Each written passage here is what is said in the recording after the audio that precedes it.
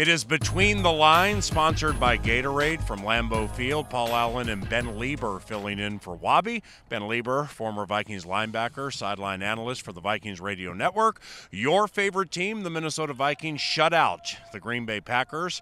Did so 16-0 at Lambeau Field. Vikings improved to 12-3 and registered their first shutout since December 5th of 1993 against the Detroit Lions. Great defensive effort. Case Keenum looked the part, didn't turn it over. What do you think?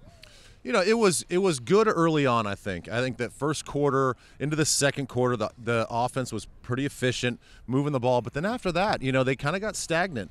They got off rhythm, off balance. The run game just wasn't there.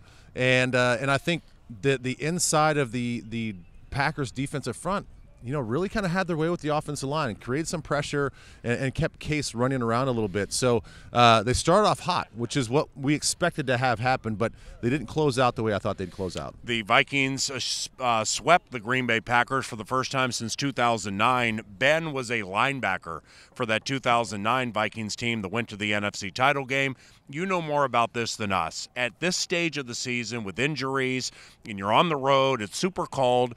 I mean, are you into style points? Like at the end of that 2009 season, you guys struggled on a Sunday night at Charlotte, took a big loss against Arizona. You lost a Monday Night Football to the Chicago Bears, but nevertheless finished the season with a very good record and got to the NFC title game. So what I'm getting at, this wasn't the most stylistically sound Vikings performance ever. Does it really matter at this stage? No, it really doesn't. I mean, this place is a hard place to play. And, you know, given the elements and the team that you're playing against, there's always a little bit more to this game because it is the border battle. The fact that they didn't blow them out, it wasn't a 30-point win where I think talent-wise the Vikings are a much better football team. You get a win is a win. And at this point in the season, you know, you limit the number of injuries. We'll see what happens with Nick Easton. Yeah. But you get out of here relatively healthy, and you get a W against the Green Bay Packers. 2 interceptions for Harrison Smith, 5 for the season, 17 for his career in a nationally televised game. So maybe in subtle fashion it was Harrison's way of saying, for those of you who didn't make me a Pro Bowler, now all my stats are on the TV screen, so just take a peek. Yeah, it's a little bit of, I think, a middle finger to the rest of the country. That's one way to put it. The second interception was just, you know, it was more of a bad ball than anything else. That first one, you know, it was great defense, knowing that he had a free safety in Sendejo over the top. Yeah. So now he could be risky.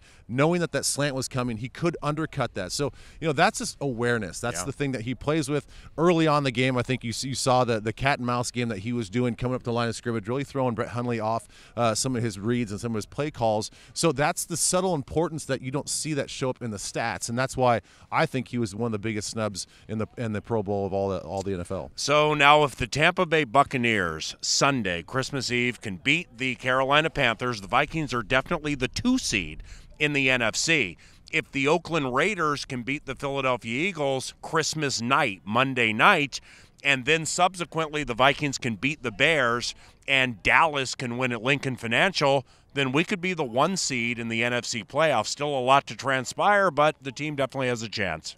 Well, you know, anytime that you go to a backup quarterback, and I know Foles, you know, sort of brought them back last week, and he was shaky to begin with, which I think is expected.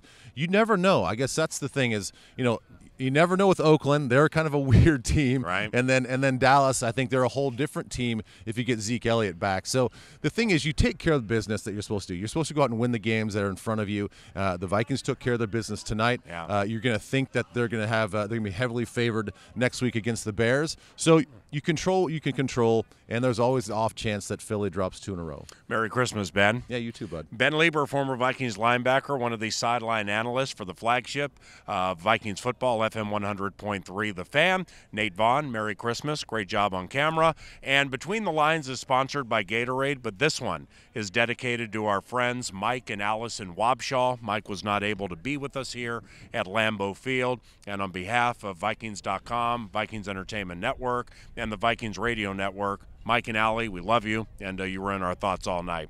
Continued Vikings coverage available at Vikings.com and, of course, FM 100.3 The Fan. For Ben Leber, I'm Paul Allen. Vikes beat Green Bay 16-0. Merry Christmas.